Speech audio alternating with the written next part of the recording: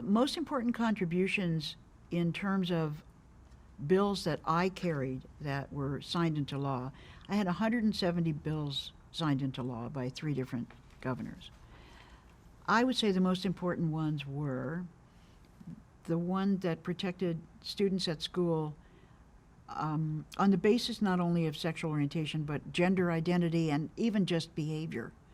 I had amended the hate crime statute so that gender included having a hate crime committed against you because people thought you were dressed wrong for your gender, or acting wrong for your gender, or even you're a girl playing basketball or a boy playing the violin. So it wasn't just about LGBT students. It was really about gender conformity. I'm very proud of that bill. A lot of students are protected these days. I carried a bill to establish numerical nurse-to-patient staffing ratios in every hospital. And I really feel like that saved lives. I still have people coming up to me in restaurants telling me it was so much better now for their dad than it had been when their mom was in the hospital dying before we had ratios when the nurses had 10, 11, 12 critical patients. Now they're only allowed to have 6. That was a really good bill. I like that. I carried a bill establishing paid family leave in California, and it's the only state that has it. Now it's paid for by workers, not tax money, not employer money. Same thing that you pay for your state disability insurance. It's just, 1/10 of 1% of, you don't even notice it's being taken out of your check. But if you have a parent that you have to care for, or a child, or a sibling, you get 6 weeks paid leave out of this fund, the same as you do for your own disability under that program. And I'm very proud of that. My proudest achievement.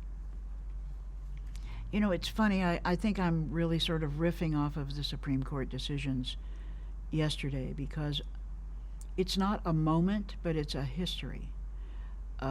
Being part of the LGBT movement, from the very beginning, being a supporter of the civil rights movement, being deeply engaged in the women's movement, and then being the person, the thing itself in the LGBT movement, just being a part of the biggest change that we've seen in the country in terms of how people are treated and what rights they have.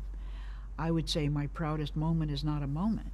It's really kind of my history and what I had to do in being a role model, maybe as Zelda, for young women, in coming out, in making the law, in bringing other people along. It's more of the whole history I'm proud of, actually. My legacy. I'm sure that I have one or 2 or 3 or 4 or 5. I think my legacy, I used to say, I am a first up here in Sacramento, and everyone would think I was going to say I'm the first gay person, and instead I would say I'm the first sitcom actress who was ever elected. And I think my legacy really sort of flows through having done a character that people still remember to show that girls could be smart. And then being a smart girl and going to Harvard, which I felt was pretty lucky because UCLA turned me down, and then using that degree really for the women's movement, for the LGBT movement, and then in government to try to do what was right and fair.